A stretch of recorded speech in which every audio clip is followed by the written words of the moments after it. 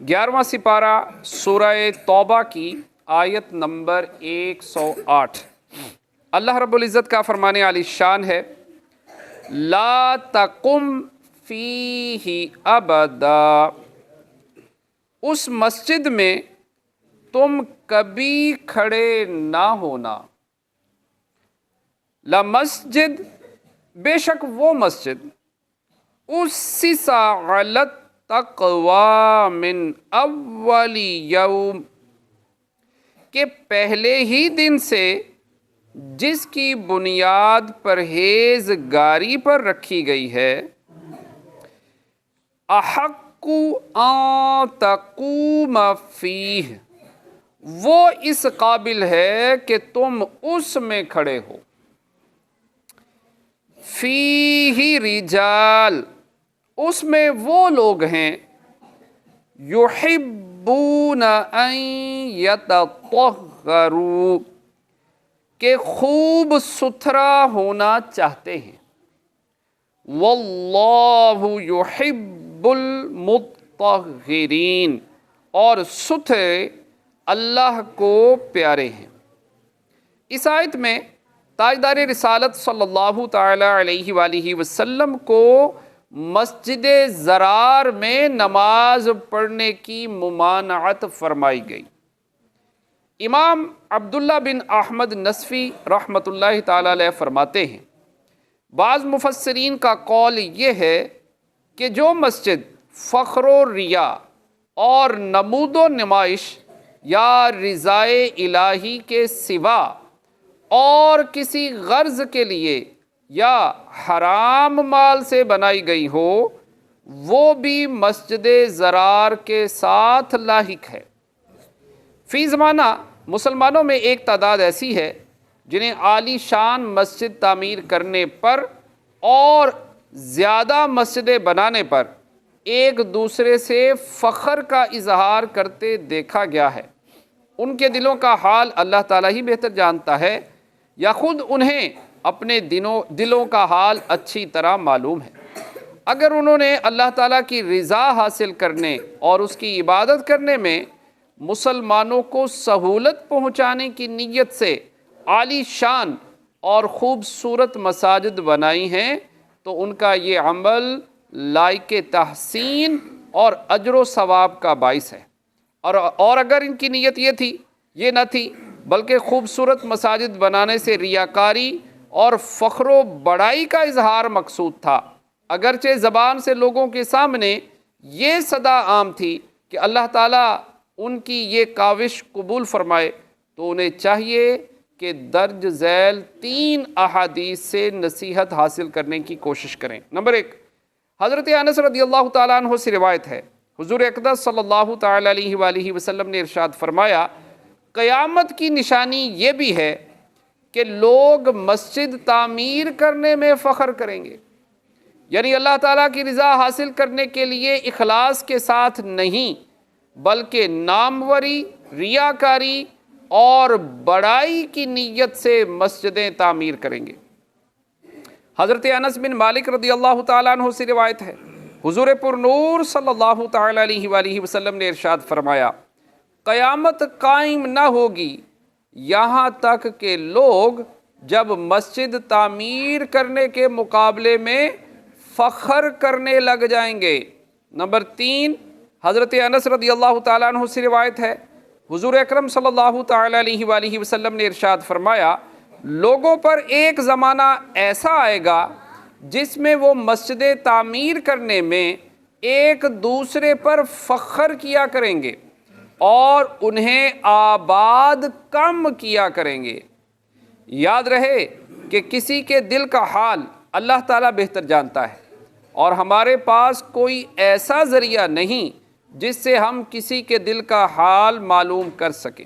اس لیے کسی مسلمان پر بدگمانی کرنے اور اس پر یہ الزام ڈالنے کی شرعاً کسی کو اجازت نہیں کہ اس نے فخر و ریاکاری کی نیت سے مسجد تعمیر کی ہے، لیکن تعمیر کرنے والے کو بہرحال اپنے دل کی طرف نظر رکھنی چاہیے کہ اس کا مقصد کیا ہے۔ یہاں جس پیاری سی مسجد کا ذکر کیا گیا اس سے مراد مسجد قباء ہے، جس کی بنیاد رسول کریم صلی اللہ تعالیٰ علیہ وآلہ وسلم نے رکھی، اور جب تک حضور پر نور صلی اللہ تعالیٰ علیہ وآلہ وسلم نے قباء میں قیام فرمایا، اسی میں نماز ادا کی۔ مفسرین کا ایک قول یہ بھی ہے کہ اس سے مسجد مدینہ مراد ہے۔ یاد رہے کہ دونوں مسجدوں کے بارے میں حدیثیں مذکور ہیں، اور ان دونوں باتوں میں کوئی تعارض نہیں، کیونکہ آیت کا مسجد قباء کے حق میں نازل ہونا اس بات کو مستلزم نہیں ہے کہ مسجد مدینہ میں یہ اوصاف نہ ہوں۔ احادیث میں مسجد نبوی اور مسجد قباء کے کثیر فضائل مذکور ہیں۔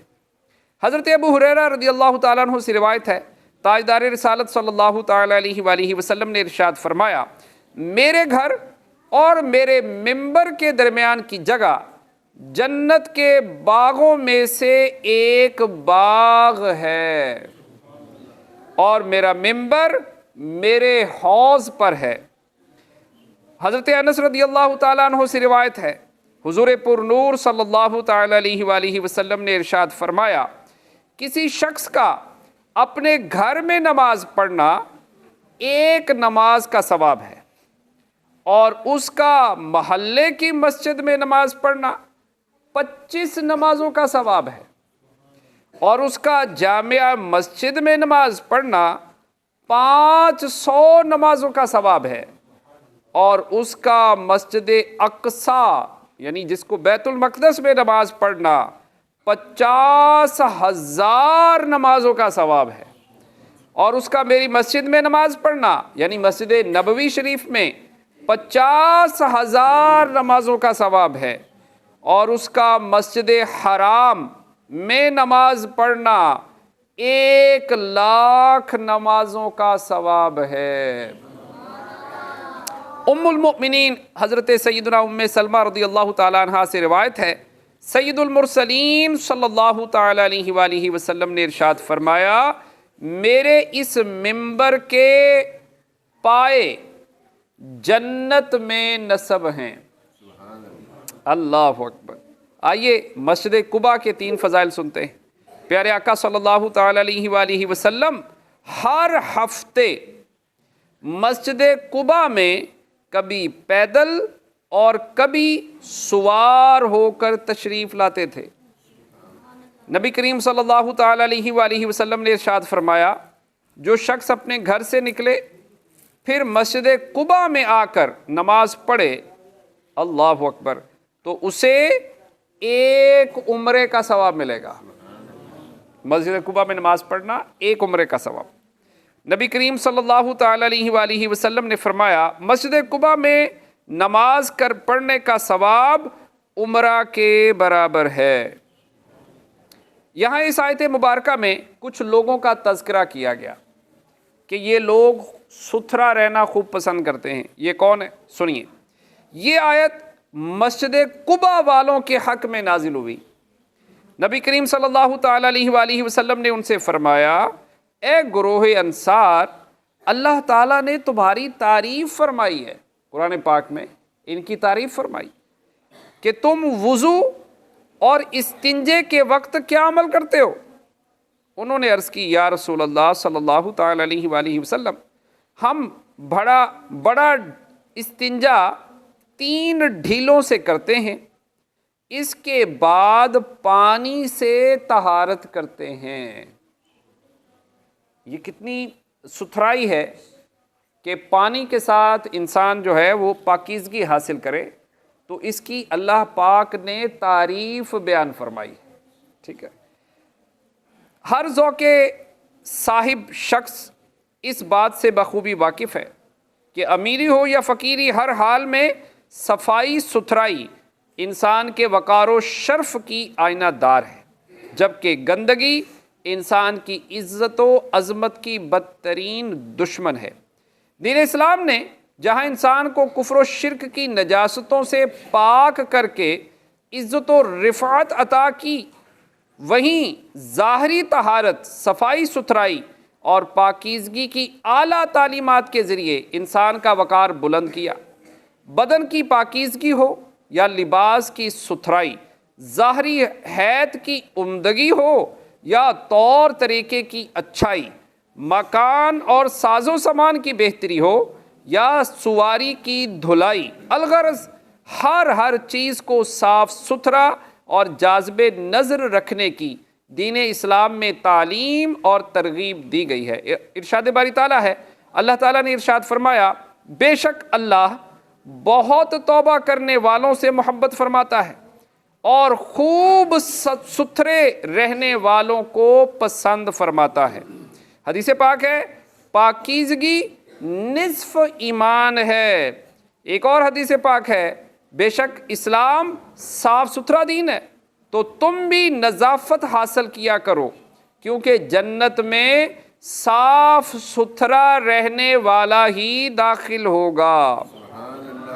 پیارے آقا صلی اللہ تعالیٰ علیہ وآلہ وسلم سے نے ارشاد فرمایا، جو لباس تم پہنتے ہو اسے صاف ستھرا رکھو اور اپنی سواریوں کی دیکھ بھال کیا کرو، اور تمہاری ظاہری حیت ایسی صاف ستھری ہو کہ جب تم لوگوں میں جاؤ تو وہ تمہاری عزت کریں۔ اللہ پاک کی بارگاہ میں دعا ہے، جو پڑھا سنا عمل کی توفیق عطا فرمائے۔